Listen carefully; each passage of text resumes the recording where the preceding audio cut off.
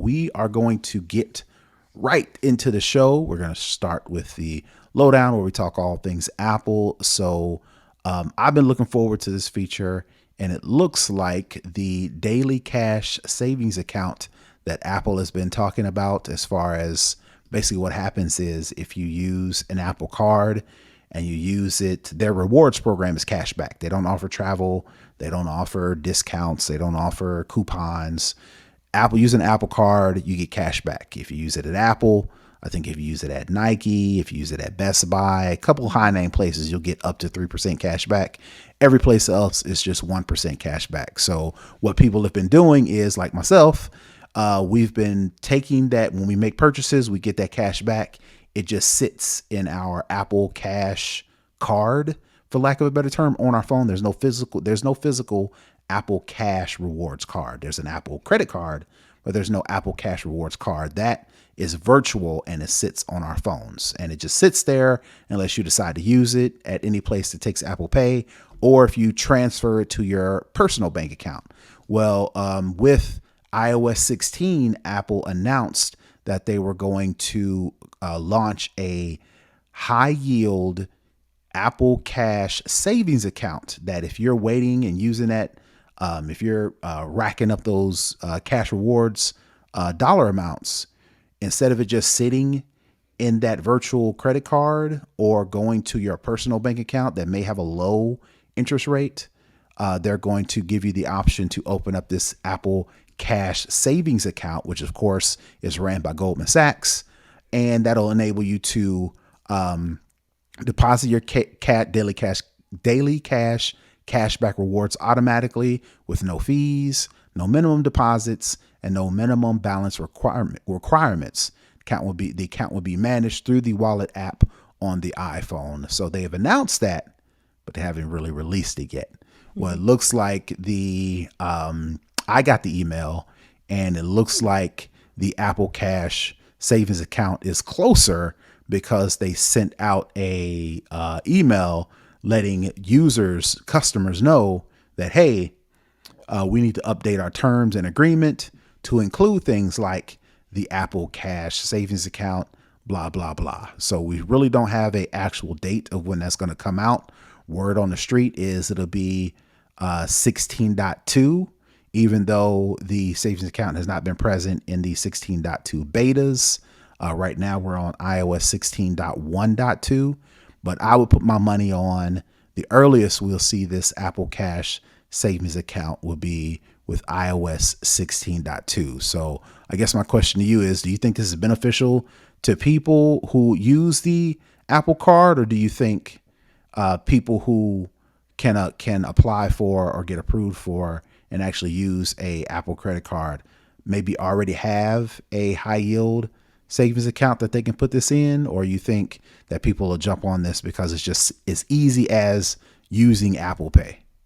I think people will jump on this. I know I'm going to, because again, I don't normally use my Apple Cash because I mean, you kind of want to like build up to like buy something big kind of thing. And it just really just sits there. So at least now, if I just let it sit there, it can be earning, some actual money and kind of help me get to that. Ooh, I want to buy something big with Mm-hmm. that money as well. So again, Apple Wallet, it's so easy to use. If you have the Apple card, it's going to be even easier to kind of transfer that money in. So I'm all for it. Yeah, we don't know how much interest rate is going to be. I would assume it would have to be like 3 or 4%. If it's like 1.5, which is what I think I think I have an account or two that they keep sending me emails like, hey, we're high yield savings account, but like 1.5 really ain't doing nothing for me. Yeah. So I would like to be maybe at least 3%, I, because go yeah, I ahead. want to say when we talked about this before, they did a comparison. They in the article that we referenced for that particular story when it was first announced, I think they looked at the highest yielding savings accounts that Goldman Sachs had. And I Hmm. want to say it was 4% or something like that. So it was kind of like giving a, not saying that that's what it's going to be, but it was given a reference of what already exists at Goldman Sachs in like the high yield savings range. Right, right. Now that would get me to use, in addition to it being easy, right? Because accounts, different accounts, you got to sign up, you got to manage it on different apps, things like that. Hmm. So, in addition to it being within Apple, which is something that I'm familiar with and I already use on a daily basis, Hmm. I spend my Apple Cash and I kind of regret doing it because on the Apple Wallet, they do show you the lifetime cash back savings or rewards that you've gotten. I'm like, man, if I would just save that, right? But Hmm. if I now know that I can get, let's just say it's 4%, right? If I can get 4% on that, which 4%, it ain't, you ain't quitting your job or nothing like that Right. to live off of cash back dividends, right? But Right. comparatively speaking, that's a lot, right? So that would motivate me to save and not spend my cash back because I know on top of making purchases and getting the initial cash back, I can then take that money and get a little bit more savings. So that may, Right. which again, I don't know, maybe the opposite of how banks want you. They want you to spend the money. Maybe this will entice people to use the credit card more, which again, people are still spending money that way. They don't worry about you spending your little funky cash back because you swipe that credit card 50 million thousand times to Right. get the cash back. Mission accomplished, right?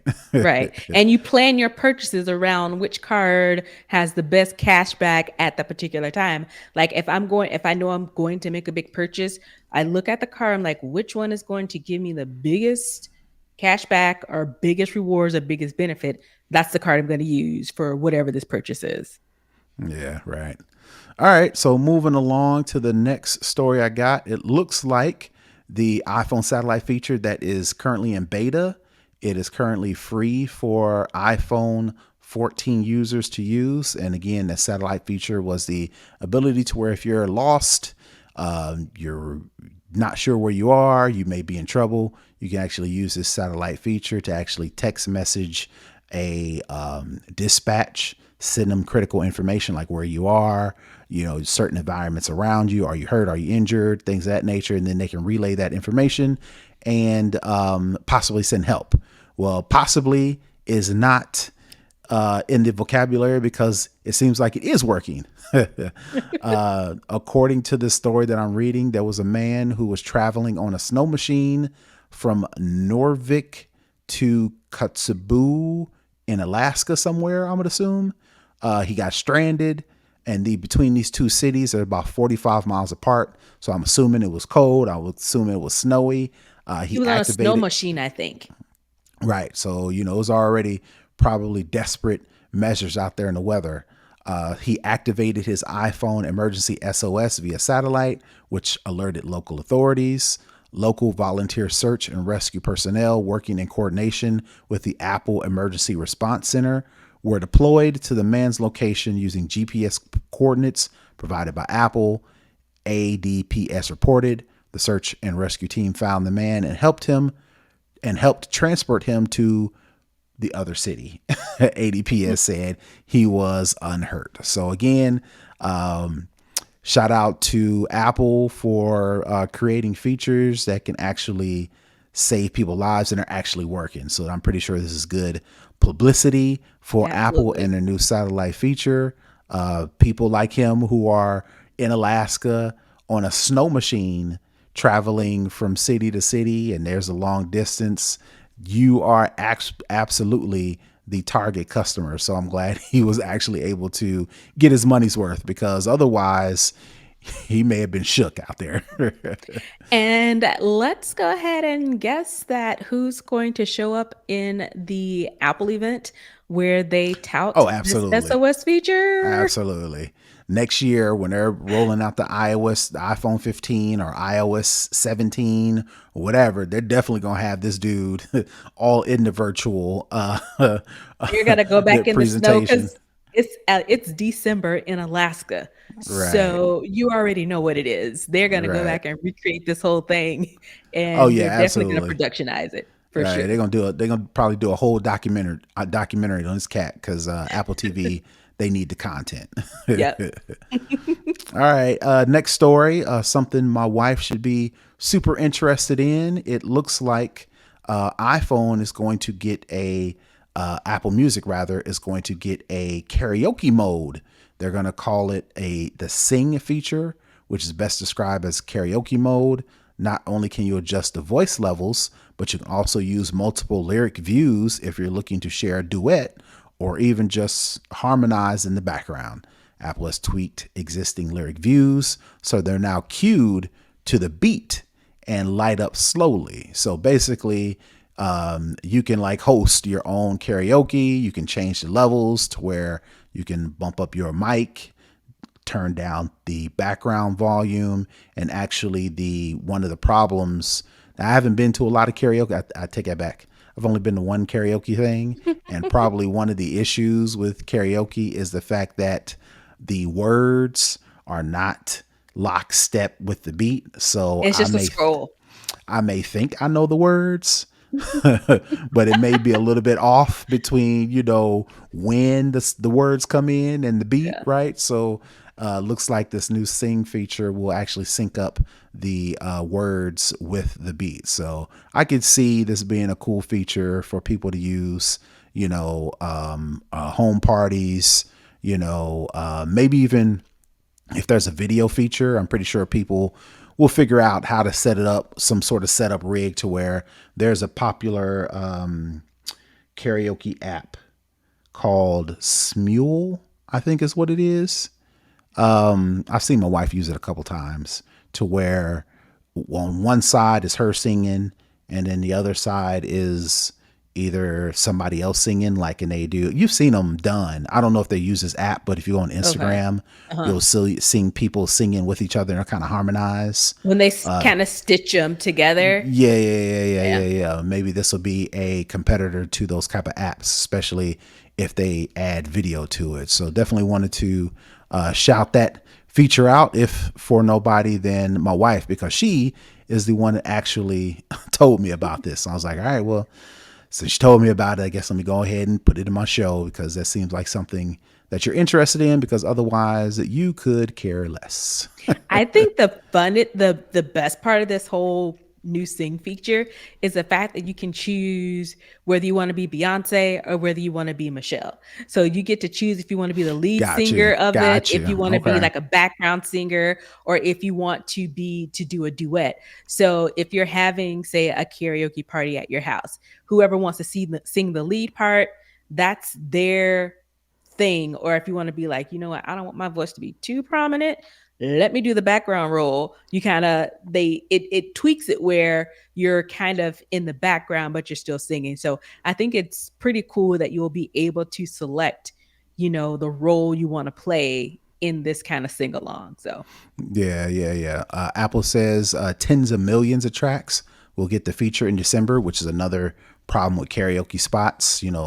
Not every song that you want is actually there, or in my case, not every song that I know the words to is in the karaoke list. Like I said, Apple says tens of millions of tracks will get the feature in December on the new Apple TV 4K, as well as iPhone 11 and later, and iPads, including last year's ninth generation model. So, in addition to it just being on your phone, you'll actually be able to queue it up on the Apple TV so you can stand in front and read the words there while you sing along on your iPhone. So, that's a pretty cool feature. Like I said, I'll definitely, maybe I'll entice my wife to do a little preview, let us know how it works. right.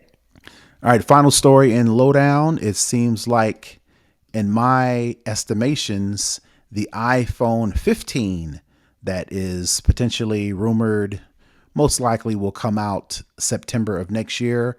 According to the EU, it looks like the iPhone 15 will have to be USB-C. The EU, European Union, sets December of 2024. Nope, I take it back. Not next year. So next year is 2023. Mhm. December 2024 would be the iPhone 16. So at the very least, by 2024, 2025 is when we'll start seeing iPhones with the USB-C port. Before, the EU kind of was nudging at uh, mobile device, not mobile device, small, I guess small mobile devices, and not just mobile as in smartphones. I'm talking about headphones. I'm talking about tablets, Cameras. cameras, GoPro, anywhere from GoPro up to like DSLR type devices, and of course iPhones. Right? Phone. They had been nudging at putting a deadline, and we kind of talked about this before. Hmm. Now they actually have put a deadline on USB-C devices for the EU. Now, again, I don't see Apple putting out a USB-C version for the EU and then putting out a Lightning version for United States and the rest of the world without these restrictions. So Hmm. it's safe to say at the very least, the iPhone 16 will be USB C. So seems like Apple has doesn't have a choice. Like we said before, Apple doesn't like to be pushed around, and they'll do it on their own time. Rumors have already been going around that Apple is planning on doing this. Doing It it. it just it just seems like now they have a deadline Yep. to do it.